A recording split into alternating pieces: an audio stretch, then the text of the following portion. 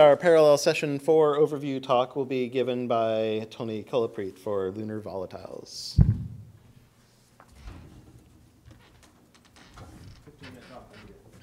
Okay, thanks. All right, thank you very much. And as the slides come up, it's a broad topic, or lunar volatiles, I should say. And so I kind of stuck pretty close to my wheelhouse, which is water. And, but I think that, as I'll mention here in a second, is okay. It can be a reasonable proxy for volatiles in general, and we can learn a lot from volatiles in general by understanding the water. And really, I did want to try to set up the other talks in the session coming up.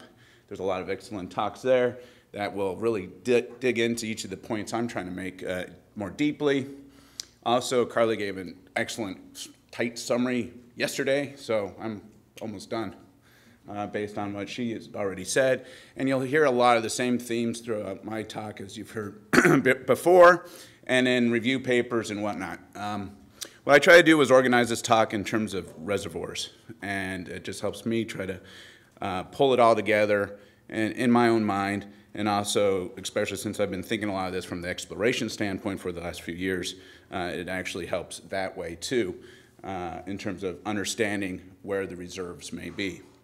So, as I mentioned, I'm going to talk mostly about water. There will be other volatiles thrown in here periodically as examples of how they all tie together. I'll talk about these three reservoirs here in very simplistic terms: magmatic, subsurface, ancient, surface, what's at the surface, top 10 millimeters or so, and then deep. And by deep, I mean something that's below tens of centimeters, perhaps. I'll also refer to that as polar, but there's polar surface and polar deep, as you'll see in a second. And these three reservoirs all have different histories, different exchanges, different sources and sinks, and it can get very complicated very quick. So I'm going to try to keep it kind of at a high level, but hopefully at the end bring it all together and put a concept out there or make a couple claims that you guys can rip apart and throw away if you like. So first of all, the Magmatic Reservoir. Jack Schmidt basically said everything I wanted to say. And this slide is, not long ago thought this was the evidence for a bone-dry moon, that the initial basalt analysis showed very low water concentrations, but more recent targeted analysis, where we really look at smaller spot size or inclusions, and in particular in the glasses, as was just mentioned, showing much higher water concentrations. And this is I thought was an intriguing table by Bilovetsky et al., showing how the magma in the Apollo 15 green glasses here, okay, let's see if we can do the pointer, the water contents aren't terribly far off from actually mid-ocean ridge basalts. So we are really, again, in the last 10 years has been the revolution of our thinking about water on the moon. Here's another example of that there is actually this much larger water concentration from the interior of the moon that may be critical to the ancient emplacement and potentially even current sourcing for water throughout these three reservoirs I'm talking about. Surface reservoirs. We've heard a lot about this. It's, there was a lot of evidence early on, I think, or some evidence, maybe not a lot, that there was this surface hydration. If you go back to some Lunar 24 sample analysis, they used near-infrared spectroscopy, and it showed absorption bands that were consistent with about 1,000 ppm. Faith Vilas did some ground-based observations in the, I think, early 90s that showed hydration, and it was kind of like, okay, we don't know what to make of this. But it wasn't until the three seminal papers from Peters, Clark, and Sunshine really said, wait a minute, this is real. Or, kind of hard to ignore three independent observations showing the same thing. And this observation is really key because it showed not just that it was there, but it had strong latitudinal dependence, and even more intriguing, and probably still controversial, is this strong temporal dependence. The takeaway for me, at least at the time, was, wow, there's water everywhere. And I have water in quotes because I'll get back to that. OH, H2O, we throw around the word water a little too loose. And it's important, though, in terms of understanding these reservoirs processes and the ultimate water cycle. I'll mention, too, Amanda Hendricks is also reporting these time-of-day variations, looking in the far ultraviolet with lamp observations. So there is this general recognition that there is a surface reservoir of hydration across the moon that has a number of dependencies. It's a complicated problem, as you all know, and I won't get too much into the details here, but I thought it important for me to mention some recent work by Don Banfield et al., where he reanalyzed the thermal contributions to the M-cube data, and it's a complicated problem. M-cube stopped at about 2.9 microns, didn't go through the 3 microns, so it's really difficult, or it's important to really get those temperature contributions from the thermal out of the spectra to understand where the water is. This spectra here on the right show some results from Don's recent work. And there are 2 important conclusions that came out of this work, I think. One, he concluded that the 2.8 micron is likely due to OH, hydroxyl, not molecular water. And I agree with that, and I think that's an important finding. It's not absolutely conclusive, but I think it's probably likely. The other important point that I like to make conclusion is these aren't actually inconsistent with earlier or other results. And I think people said, whoa, he's basically saying there is no latitudinal dependence or even diurnal dependence. And actually, I don't think that's true. If you actually look at the variations that he sees compared to earlier results or other results, they're pretty consistent with each other in terms of total percent changes. There are differences, but they're not radically different. It's not totally changing the story here. So I think the takeaway for me was that it's probably hydroxyl here. Other M-cube observations or data analysis that on this surface reservoir are these pyroclastic deposits. Now this is where the deep surface, the mantle, meets the surface, if you will, that as Jack was pointing out in these pyroclastics, these glasses, we see high, elevated concentrations of water. This analysis by Milken and Lee showed concentrations up to about 300 parts per million here, and really nicely associated with various pyroclastic deposits, dark mantling deposits, etc. Not everywhere, but most places. There's still a lot of uncertainty here. Exactly are these particular regions showing higher concentrations because the glasses have a higher water content inherent in them from the interior, which is probably the case. But also you can imagine that there is a higher absorption because of the finer grain structure of the material. So there could be an increased solar implantation of hydrogen in these grains. And that's something that a landed mission could really untangle pretty nicely, I think. Carry on that theme of exchange between the mantle and the surface, the interior and the surface, I'd like to point out a few other observations made by Laddie. And I think these are actually important, too, to understanding the extent of the reservoirs and their current state and direction, if you will. Laddie NMS observed meteoroid impacts and saw water, and I have water in quotes. It's really H2O or OH. It's hard to determine through a mass spectrometer. And they saw these correlating to meteoroid streams. So they did not see, they could only put an upper limit on a background water exosphere. They only saw the water really during the meteoroid streams. They gave an upper limit about 0.6 molecules per cc. Dick Hodges has done some recent work too that's in review, puts that upper limit even lower at about 0.1 per cc. The takeaway here is there isn't an OH or H2O atmosphere of substantial quantity that is persistent over the moon. You see the OH only when you see these meteoroid streams. Laddie UVS also sees this very consistent with the NMS. And so, but there are obvious, and there are other connections between these meteoroid streams and the exosphere. I show some of Jamie's work here on the right showing, this is potassium enhancement measured by Laddie UVS. And this shows potassium measured in the creep region by a lunar prospector, and there's a very nice correlation between the two. This paper showed a very excellent correlation between the meteor stream and the rise of potassium. And why I have this here and is important because it shows how currently meteor streams are taking material, surface material, and getting it, lofting it into the exosphere where it can then migrate to the poles. And I think that's important in terms of understanding the distribution of these of these reservoirs because, for example, during the L-Cross impact, Rosemary Killian observed the global exosphere of sodium basically double. I may have that number a little off, but essentially the entire release of sodium from the L-Cross impact doubled the global sodium exosphere.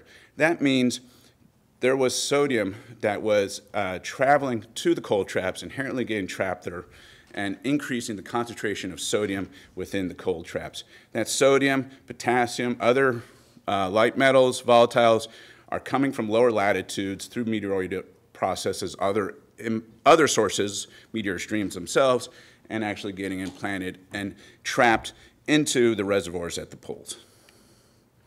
So continuing on with polar surface reservoirs, there's of course these frosts that we've come to learn exist.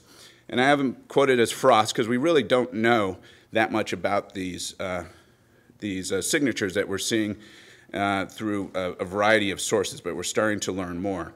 So these frosts were really first identified nicely with the LRO lamp observations, looking in the far ultraviolet. This shows some of the earlier results from Randy Goldstein. And what they saw was a darkening in the PSR regions. Oopsies. Wrong way. Okay, back. There. They see this darkening in the PSR regions. And they said that's consistent with some porosity, about 2% water ice, but it could also be consistent just with weathering processes and how the far ultraviolet interacts at these wavelengths with these weathering processes at these cold temperatures. However, there's been additional work on this lamp data and other data I'll show here in a second that really makes it suggestive that these are indeed frosts of some kind. This shows the Lyman alpha albedo and the on-off water band in the far ultraviolet ratio as a function of temperature, annual mean temperature, and this comes from some work that Paul Hain and others have done. And you can see right around where you expect water to be generally stable and at vacuum, about 110 degrees or so, you see this increase in the Lyman alpha albedo and the on-off band water ratio over here as well.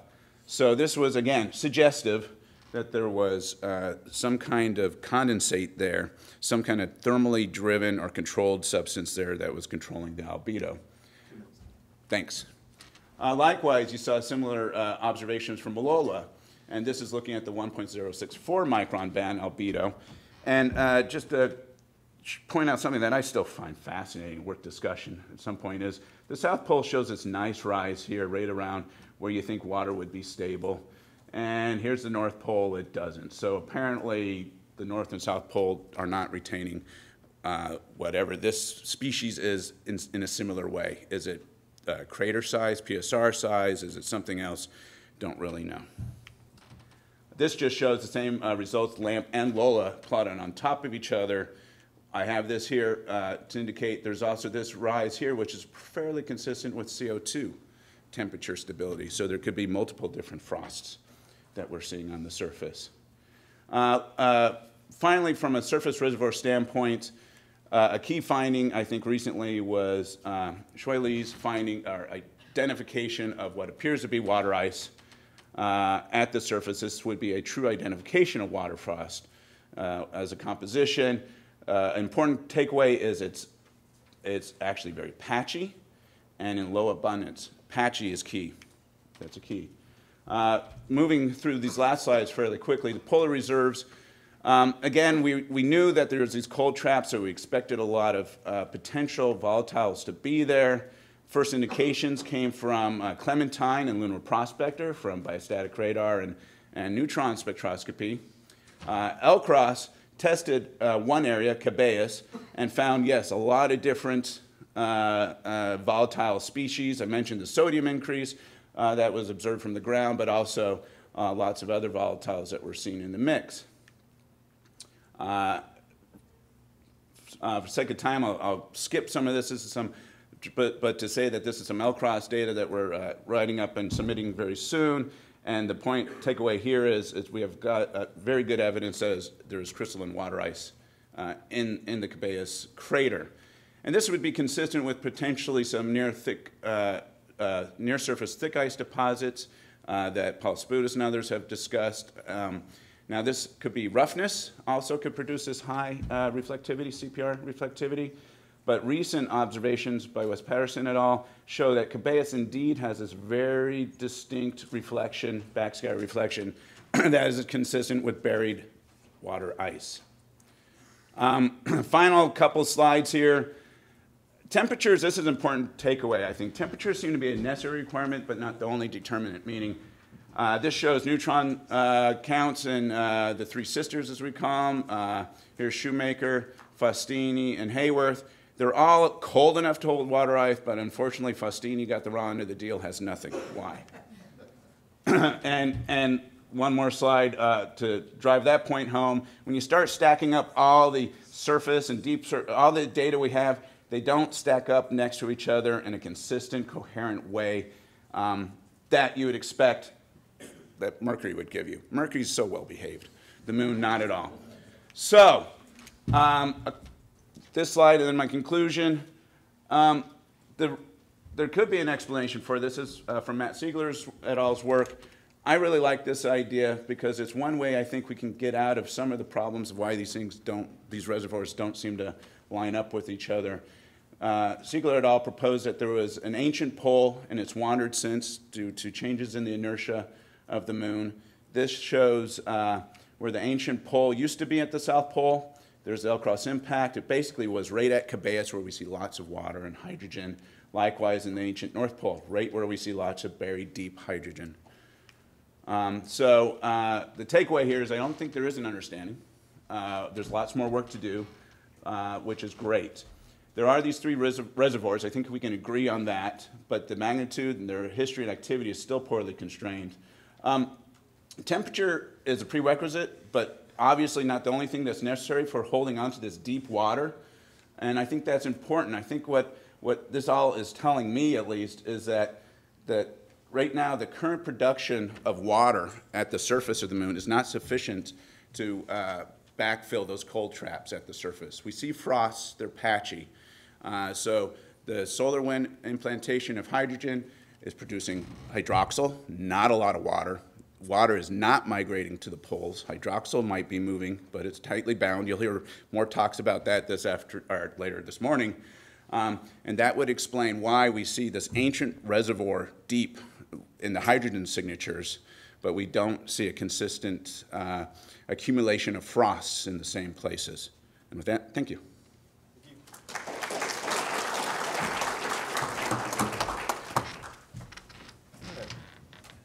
No time for questions. Right? We are running a little short on time.